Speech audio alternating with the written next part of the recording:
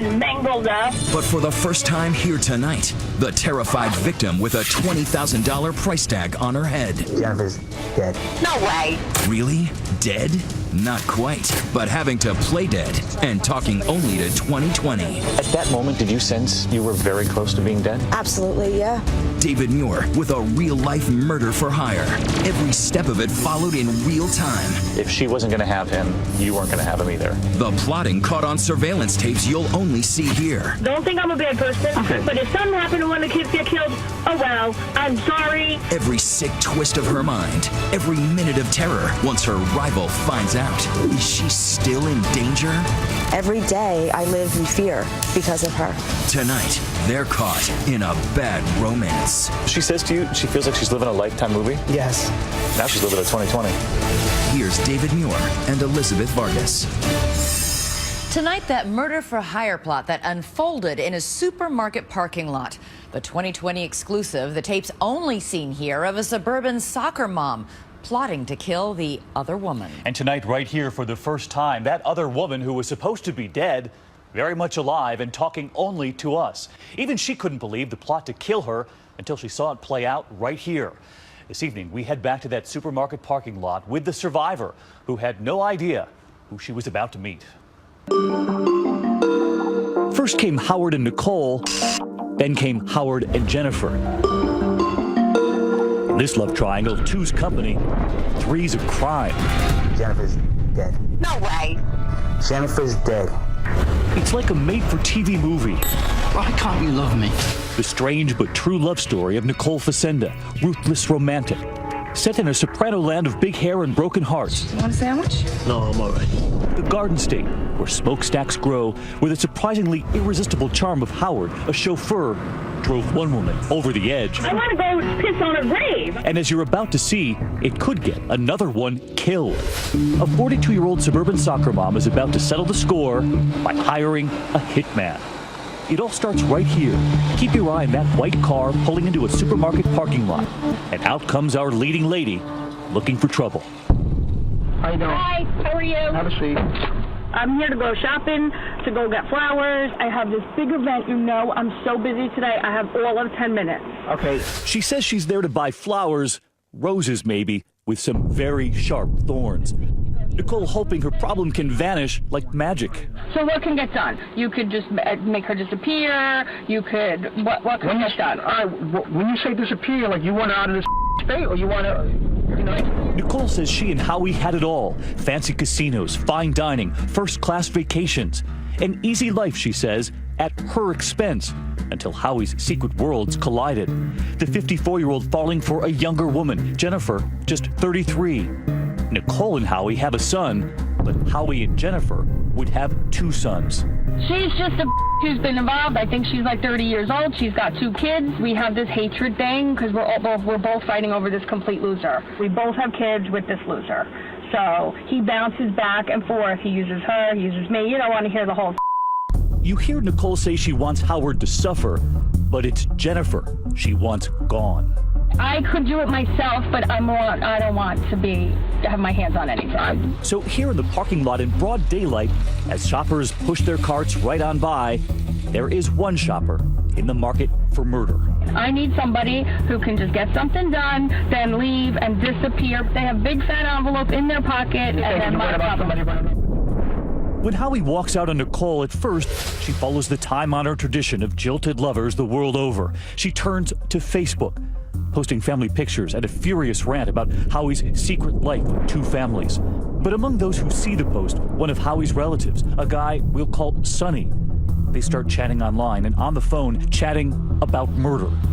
And then in this New Jersey parking lot, it gets real. Nicole meeting Sonny for the first time in person. 20 years, he does everything for me. Sonny introducing his friend to her, the hitman, and we'll call him Jose. You just tell him the scenario, and he'll get it done. No okay, sarah. The cure for Nicole's broken heart? Break something else. Like, so you're saying you could just go break her legs, or you could go do anything that I need done, you can do. Exactly. From the littlest thing to the worst thing. The worst thing. Nicole and the hitman talking in a code so clever, they're fooling themselves. Okay, all right, you had a problem with somebody, and I'm here to take care of your problem. But what is it you want me to do with your problem? Okay, I don't know, fix my problem, I guess. How do I fix your problem? You tell me what you want me to do, and I can see to it that it gets taken care of. But How is it going to get taken care of? how do you want me to get? That's why I'm here. And just look at this. Incredible. That man hired as a hitman who we're calling Jose allows us to get in a car with him too, as long as we agree not to reveal his face or identity. We're interviewing the man she hired. So as we drive this New Jersey highway, do you think any of these other drivers on the highway have any idea you're a hitman? No, not at all. A lot of people are going to ask, why would she ask a relative of the ex-boyfriend to help her find a hitman? I don't know. Maybe she was just desperate. I mean, she didn't know too many, I guess, bad people in her life that actually committed crimes because she wasn't that type of person. To hire someone for murder is a real serious thing. You don't, just based on looking at her, you didn't really think that she was capable of doing it. So what brings Nicole to this moment? She was just frustrated. She was angered at the fact that he was leaving her, and she wanted to get even. She wanted to get even because this whole time he had another girlfriend. And not only another girlfriend, another family. Yes. And she wants to take that other woman out now. Yes. But she wants the boyfriend to live. She wants him to live because she wants him to grieve. She wants to see him suffer. She wants to watch him suffer. Yes. So you're sitting here in the A&P parking lot. Yes. And she's told you she's going to do some shopping? I guess she wanted to make it seem like she was shopping if anyone questioned her what she was doing here at the time. So she's doing a little shopping and then she comes out to meet with the hitman. Yes. Because that's what most people have on their grocery list. She did. Back in that parking lot, that prospective hitman worried about the man of the house, Howie. Howie's in the house. Who, the dude she's with now? Uh-huh. What's he about? Nothing. Is he armed? Does he have a gun or something? No, nothing. He's got a big mouth. That's it. He's not the only one with a big mouth. Listen here as Nicole realizes she should worry about her own. Just want to make sure you're not like an undercover or federal agent and like all of a sudden cars are all over. If I get arrested, First of all, I'll lose my job. And you're about to hear something else. Nicole fearing she's a star in the making. And I know I've watched one too many Lifetimes. I'm in a horrible. You've watched too many Lifetime movies. This is about TV now? Nicole's story eventually will attract plenty of agents, but not Hollywood ones, federal agents. Among them, ATF agent Michael Longi. There are a lot of times, people will say that they wish somebody was dead, but actually going through with it and wanting them dead is a totally different animal. Totally legit. I'm not. I believe you. You didn't make a wasted trip. I promise you that. Nicole presses ahead, sharing her own fantasies for Jennifer. I've played every scenario through my head a million times. Do I want the car to go off the highway? Do I want someone to just come up and take her out? Do I want me to go into the house with my silencer and take them all out? Like, I go to sleep every night thinking. The hitman is about to give the fine print on the murder contract. No refund, no returns. You got to be serious about the you know what I mean? Because once it's done, there's no turning back. You understand that? But Nicole, in that shopping center, is about to ask for a price check. And what is pricing? Hurt is what? Depends. What kind of hurt? You want hospital hurt? You want coma hurt? You want me to beat this being really? Okay, but what's pricing? If you want it there, it's going to be 5 up front, 5 at the end once it's completed. That's it? 10? Yeah, you get 10. Federal agent Angela Mullins. So the whole time there are shoppers in the parking lot and there's a murder being planned. And she's plotting to kill someone Murder for hire in America. on your lunch break. But the deal is not done because Nicole wants to think it over. So what do you think? How long do you think you're going to need to think about it? Tonight, tomorrow? I need a couple days to think. All right. Thank you very much. The meeting ends with a handshake. As they drive off, Jose and Sonny celebrating with a fist bump, like it's money in the bank. But not so fast, because in this supermarket murder plot, Nicole is not the only shopper with a secret. That parking lot is crawling with federal agents from the ATF, and they are hanging on every word. We had a good eyeball on her. We had multiple cameras pointing from outside the vehicle, and we also had some covert cameras placed within the vehicle, which provided both video and audio. So she has no idea that as she's talking to the hitman, you're right here in the same parking lot listening to the whole thing. No clue. When we come back, guess who's in the driver's seat now? Nicole's close-up coming sooner than she imagines. So she says to you, she feels like she's living a Lifetime movie? Yes. Now she's living a 2020.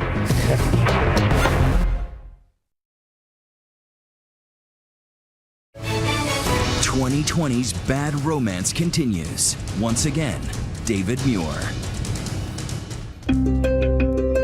A sunny afternoon, a New Jersey supermarket, and at the top of one shopper's list, the murder of the other woman, Jennifer. She says stole the love of her life, Howie. Exactly. Anything that I need done, you can do. Exactly. From the littlest thing to the worst To thing. the worst thing. So, which is it for you? Nicole Facenda says she's shopping for flowers, but what does she really have in mind? A bouquet or bullets for a romantic rival? So far, she is cautious and careful with her words. You know what I want. I'm not saying it. I'm not saying it. She doesn't want to say it, but she has the perfect outfit in mind. Day I'm dressed in black at the funeral, I'm handing you an envelope. And that's Nicole is clearly nervous, at first suspecting her new partners will skip the dirty work and do a double cross, take the money and run. Or worse, pull out a badge and slap on the cuffs, an undercover sting. Just like she's seen before on TV. And I'm sorry that I'm crazy watching too many Lifetime movies. That's all right. If only Nicole had followed her own intuition. Because that hitman we're calling Jose, he's got a gun all right, but he also has a badge. He's working undercover with the ATF. He's not a stone-cold killer, he's a cop. You're actually a good guy in all this. Yes. And so is Sonny, the guy in the back seat there. In fact, he's a longtime confidential informant for the feds. But Nicole doesn't know that. All she knows is that he's supposedly the black sheep relative of her ex-boyfriend, Howie. So she's thinking of the darkest person in her life, the person who might know a hitman out there. Yes. And it just so happens to be what, a distant relative of the ex-boyfriend? Yes. And little does she know, he's an informant. Correct. She did not know at all. As for Jose, he's a seasoned officer. But as a hitman, he's just a novice. This is his first case working undercover on a murder for hire. 18 years a cop, is this your first time playing the role of a hitman? Yes, it is. And this is your rookie run as a killer? Yes, it is my first time. Are you at all nervous? I wasn't nervous with her. I was just more concerned about saying the wrong thing to mess up the case. So what you're most nervous about is not being a hitman. You're nervous you might mess up the case. Yeah. But even while he's in that car, Jose gets some help. Watch as he looks down at his phone. She's going to do something to you, so you want to do something to her in return? He's reading a text message from the other agents in the parking lot. So the undercover and I were actually communicating via text messaging. Agent Michael Longi, listening from a nearby car, now texting his tips. We're able to point out things to the undercover in live time, and we were able to go back and forth, so say this or do this, just to kind of help him along. And just listen to how Jose explains those text messages to the suburban soccer mom sitting right beside him. He tells her it's just a friend, texting about going out for a beer. Asking about the beer. And then the moment in that surveillance video that struck us, when it seems Nicole is on to the undercover hitman. And I know I've watched one too many Lifetimes. I'm in a horrible... I've watched too many Lifetime movies. This is about TV now? So she says to you, she feels like she's living a Lifetime movie? Yes. Now she's living a 2020. Jose is part of an elite squad of undercover hitmen working for the ATF all across this country. You're armed with disguises today, but you're also armed, right? Are you armed at all times? Can you show me? Earlier this year, those undercover federal agents agreed to sit down with us as a group for the first time ever. Perhaps you'll remember the 2020 exclusive, because to do it, they spend hours getting disguised. That's Jose right there, covered in a sort of goo before he gets a brand new appearance. They would make a mold, and from there, they build new features for his face. The same agent would sit in that car with that scorned lover. And the less you know about me, the better it is. How do you find a hitman? I mean, you're not in the Yellow Pages, you're not on Craigslist. They'll actually try to reach out to the person they feel knows somebody that has something to do with the criminal element. Or it happens when you're doing other undercover cases, you're working a group or a gang, and they reach out and say, hey, I have this problem, do you know anybody who would kill this guy? So it's a great opportunity for us to step in and say, well, yes, we do. What's the darkest thing someone has asked you to do? Had a daughter that wanted to kill her dad. The guy wanted me to kill his wife. He said she might be with her mother. If she's there, just kill her too. Well, how did he refer to the mother-in-law? He said if that is there, just kill her too. 2 for the price of 1. More or less, which I thought about raising the price, but She said I could blow up the house, kill everybody, as long as she could get her dog out. So get the dog out, kill everybody else. Kill everybody else. What are people looking for? I mean, what do they want in a good hitman? Just like you'd go to find a plumber to come to your house and fix a pipe, they're looking for an expert to take care of their problem. Do you find them unpredictable, dangerous? I think they're the most violent people on the planet. You do? Absolutely. And in many cases, the clock is ticking. Clock is definitely ticking. The person that's hiring the hitman might change their mind and say, you know what, I'll just do it myself, and then they go kill somebody. Does it make you think, what am I doing? You know, I didn't sign up for the Boy Scouts. I signed up to be an ATF agent to go after the most violent people out here. What's going through your mind when the person across from you wants someone killed? You just wanted to yell at her. Like, what's wrong with you? I mean, what are you doing? When someone's being so evil next to you, it's like, how can you even conceive of something like this? And you have to sit there with your poker face and, okay, this is what you want done. This is what I'm going to do. He would keep that poker face, and so would his partner. Because 2 nights later, another parking lot, another criminal conversation. This time, Nicole meeting with the hitman's sidekick, Sonny. Tell me what you want, though. I want this problem gone. You know what I want. We're right here in the parking lot also. Those ATF agents are listening again. You're out here listening in the car. Yes. Now we're actually sitting in pretty much the exact spot, and we set up our surveillance vehicle just on the other side of this curb. So we were literally about 10 feet away in a blacked out vehicle that she was not able to see.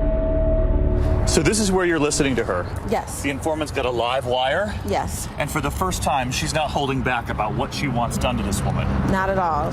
No more talking in code. Nicole lowers her guard and spells out exactly what she wants. See, I would think that either she disappears and she's just never found, like these people are never found. Okay. Like that would be one good thing. I wouldn't care if she was in a horrible, horrible, horrible car accident and mangled up, and you know, I don't care. Like gone. I want to go piss on her grave. I want to go to her funeral and spit in the gas. So you want to see her dead? Is that what you said? I will be happiest when this woman is dead and buried and 6 hours. And when asked what to do with the ex-boyfriend, it turns out kill the woman, keep him. So she says, get rid of the woman, but keep the boyfriend alive? Yeah, she said just injure him, you know, shoot him in the foot or something. What's the thought behind that? So that she could still potentially be with this man after all of this. She'll swoop in, you know, she'll get the satisfaction that he's hurt and his despair. But then with the victim out of the picture, she can have him. And you're thinking the whole time? She's crazy. She's maniacal, just cold. It's unreal. Life is stranger than fiction, and this is why. And we were listening to it live. Right out here in this parking lot? Right here. 1 man, 2 women. It seems Nicole figures it's just a subtraction problem. 1 murder to make the math work. But perhaps darkest of all, listen to Nicole, a mother herself. When asked what to do if the other woman's children get in the way, 2 innocent young boys, the children of the man Nicole says is the love of her life. Let me tell you, and don't think I'm a bad person, but if something happened and one of the kids get killed, oh well, I'm sorry. When we come back. Listen to me clearly. Jennifer's dead. No way. Jennifer's dead. The double cross, the details they share with her that the other woman has been killed are greatly exaggerated. In fact, you're about to meet the other woman who is very much alive. So, what do you think of Nicole and her murder for hire plot? We're live tweeting throughout tonight's show, so let us know using the hashtag ABC2020. When we come back, the intended victim, stunned by news of the murder plot, but not who was behind it. I knew right away, if anything happens to me, it's Nicole. And later, the hit is about to hit the fan. I can't believe you did this. Don't show up here. That's not cool. When Bad Romance continues.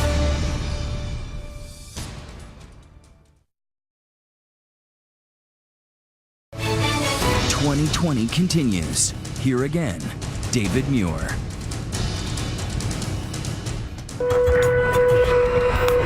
The morning she is scheduled to die, Jennifer Schwab is actually on her way to work. Up before dawn, out on a dark and lonely road. Something frightening coming from behind. A car following her. And tonight, for the first time, she's coming forward to tell her story. Tell me about the morning you left. Were you going to work? I was, yes. Every time I left my house, I would check outside to see if there was any unfamiliar vehicles. And that one morning, I looked across the street and there was a black car that was across the street. They followed me. So you're wondering who it is behind you? Yes. I was on the phone with my mother and I said to her, Mom, let me call you back. I'm getting pulled over. I got pulled over. So the lights go on. The lights go on. And you're thinking, I ran a red light, or? I'm thinking I'm speeding, I'm being caught on the phone. I didn't know what. They're behind you. They start walking after the car. Yes. And you roll down the window. Just a little bit. How do you tell someone that there's been a threat against your life? But, we wanted to reassure her that we were there to protect her. The ATF officer places his badge against my window and says to me, "Are you Jennifer?" And I said, "Yes." And he says to me, "Jennifer, there's been a hit for your life." I remember clearly saying it, flat out told her there had been a threat against your life, and we were there to protect you. And immediately I said to him, "Nicole Facenda." And I think that stunned the two of us because, I didn't know that she knew of such a threat against her. But obviously it was something that immediately came to Jennifer's mind, that Nicole was someone that was looking to harm her. So you knew right away? I knew right away. I even had said to my people I work with, my friends, my family, if anything happens to me, it's Nicole. So I knew. She says she had always been wary of Nicole and knew she could be trouble. But could you ever have imagined this? I thought maybe it would just be a flat tire or, a broken window at the house. I never thought that she would go to the extent as she did, as to try to find somebody to murder me and my family. Jennifer says Nicole never really had a chance with the man in the middle, Howie. Howie's double life, the two-timing, the cheating, all in Nicole's head, according to Jennifer, who says Howie was always hers. What drives someone to do that? Jealousy and anger. She wanted him. She wanted him.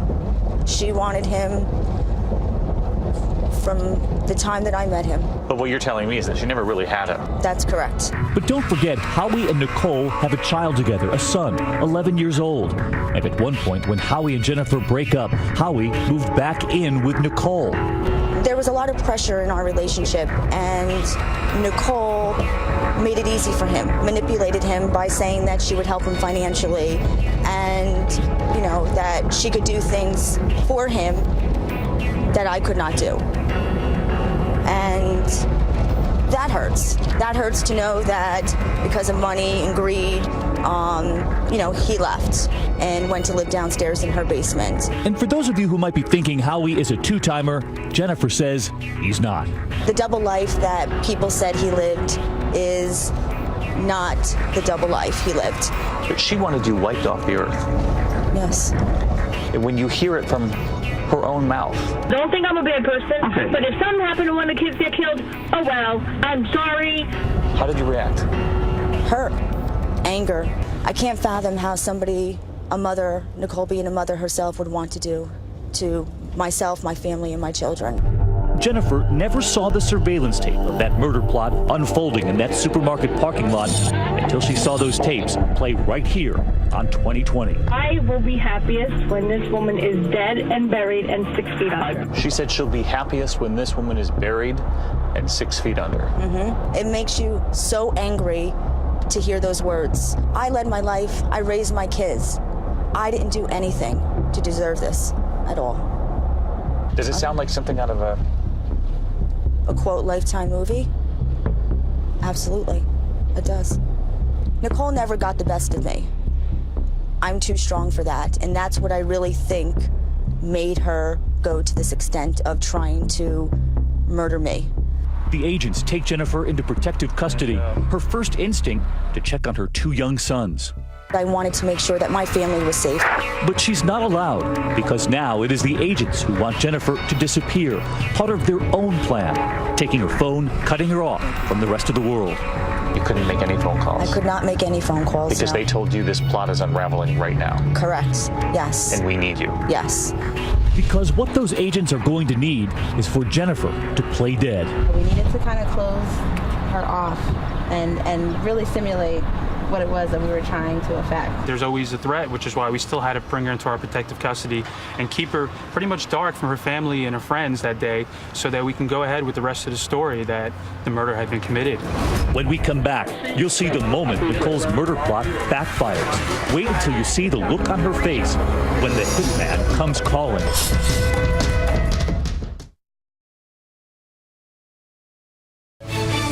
2020's bad romance continues. Once again, David Muir. It's almost curtains for Nicole Facenda's murder-for-hire drama.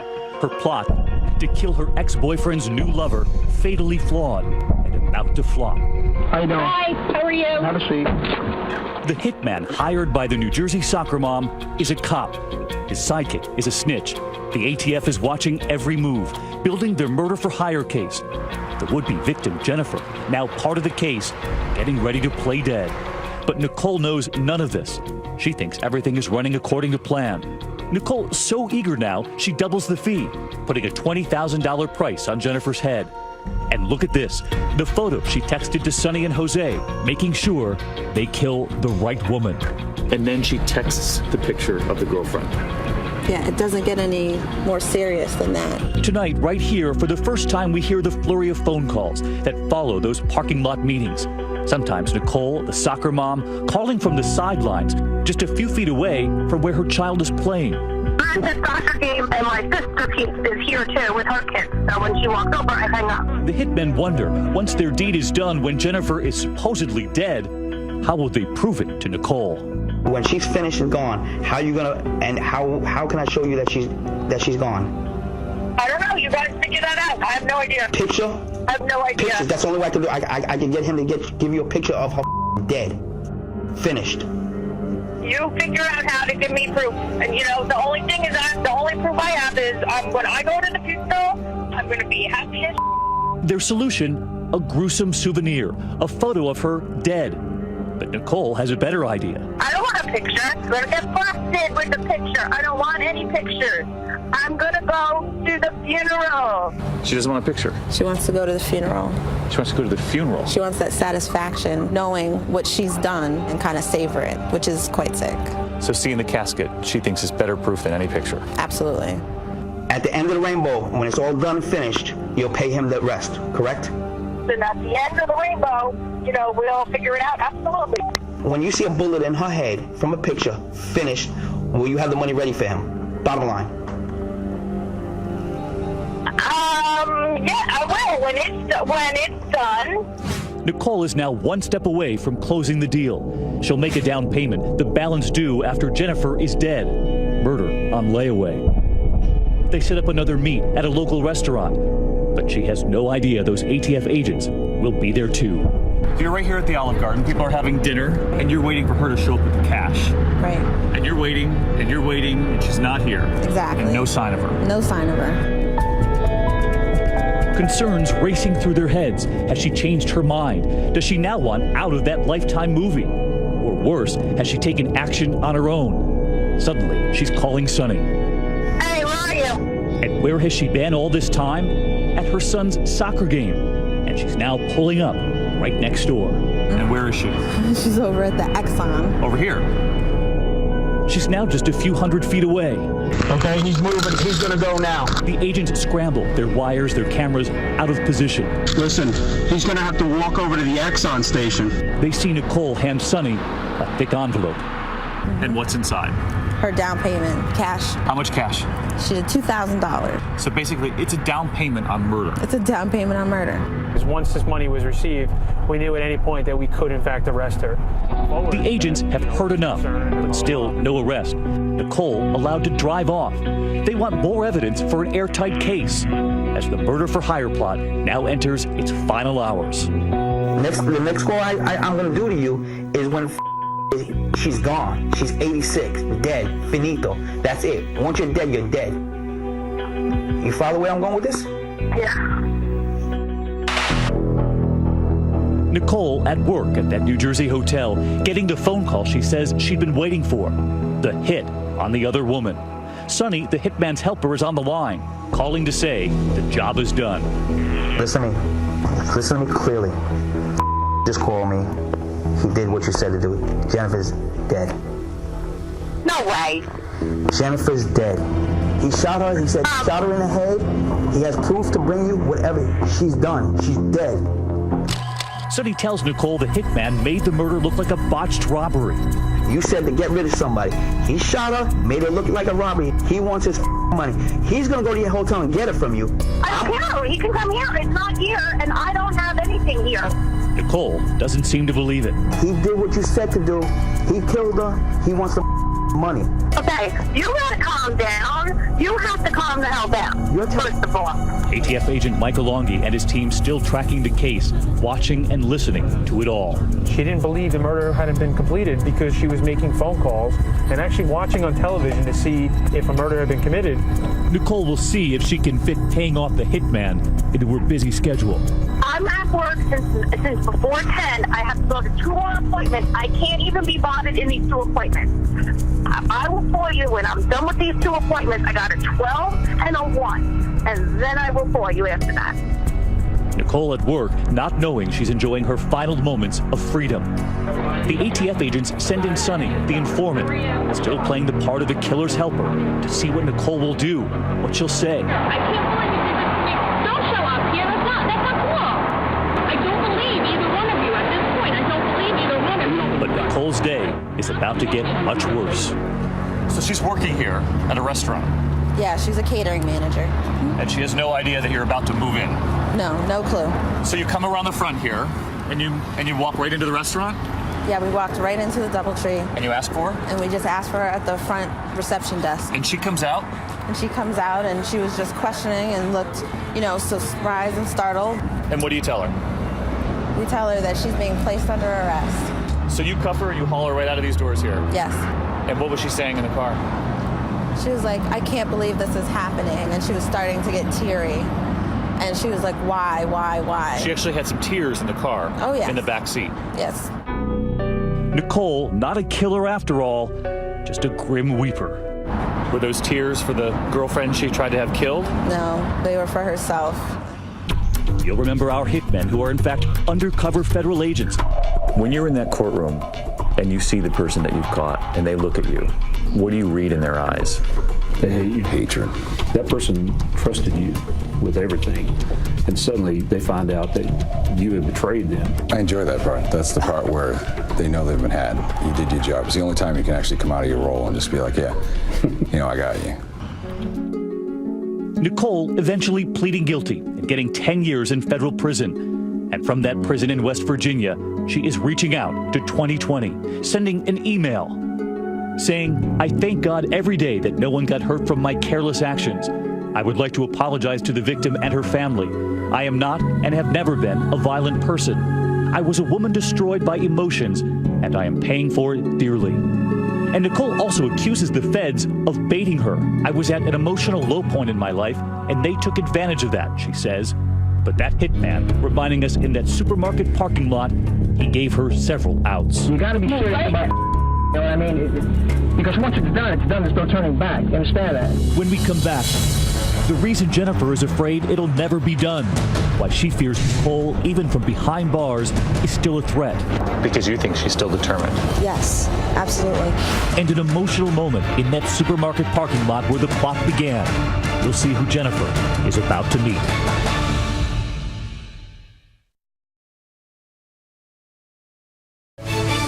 "2020 continues. Here again, David Muir. Murder can be hard on a relationship. The plot to kill Jennifer, and when she learns it's her boyfriend's ex-girlfriend, Nicole Facenda, who wants her dead, that's a little hard to get past. You almost paid for this with your life. This guy's got to be some incredible guy. And is Howie like the best thing going? Howie's a good guy. He's a good father.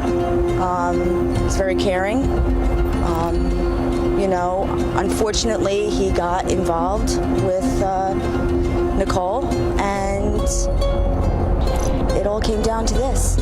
As it turns out, even from behind bars, Nicole may have gotten some of what she wanted. Howie and Jennifer, they're on the rocks. So you and Howie are still together? We are working through things for our children, for us, for our families. So you can't say for sure whether there's a future or not? I'm not sure. we're working it out. And was it the death threat when you finally said, you know what, I'm not sure this is going to work? There's a lot of things. Too many things have happened. Yes. Yes. And now you feel like you can't erase it. I don't know. But one thing Jennifer does not blame on Howie is the murder plot. Howie didn't do this. Howie didn't tell Nicole to hire somebody to kill his family. It was all her, and I can't hold Howie accountable for that. Howie turned down our invitation to do an interview, but he did tell us in a phone call that he still loves Jennifer immensely and wants to stay with her forever, 100%, he told us. Jennifer, meanwhile, is still looking over her shoulder. There's a moment when they're in the car and they're talking about the ways they can kill you. Yes. And she says, I don't care if she's in a horrible car accident, and they rolled up, and I don't care, like, gone. Do those words still play out in your mind? All the time. All the time. Everywhere I go, I have to be worried or concerned that somebody is going to drive me off the road, or somebody is going to come to my door with a silencer, as she said she wanted to. I'm scared every day. Because you think she's still determined. Yes, I do. And Jennifer says she has cause for concern. Nicole denies it, but agents say even after she was arrested and in jail waiting for her trial, a cellmate informed them that Nicole was plotting another hit on Jennifer. She even said at one point that she knew her life was over and that now she was really determined to make sure that the victim didn't get to live. And she went as far as to make arrangements with her so that the cellmate's husband himself could in fact commit the murder. And then our drive with the woman who was supposed to be killed. We reached the spot where that plot was hatched. The suburban New Jersey supermarket. It was a day like this, and she's sitting here in the parking lot, plotting your murder. Coming here just makes me very emotional, upset. This is where it all started, that my life was going to end. And you've driven past this store before. I have, yes. Never in your wildest imagination thinking there'd be a plot for your life here. No. And when you pulled in the parking lot?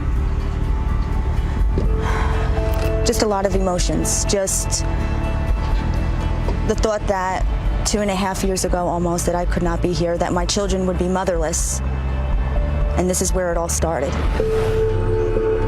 And for that undercover killer, the hitman we call Jose, the hits keep coming. You could be on a new case tomorrow. Yes, I can. Or today. Or today, or after this, who knows, yeah. Wherever the job takes me. And when you look back on that rookie case, are you relieved it's over?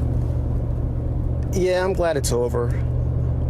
I mean, she got, honestly, what she deserved. 10 years. 10 years is a long time, but if she actually went through with the crime, you know, she could have gotten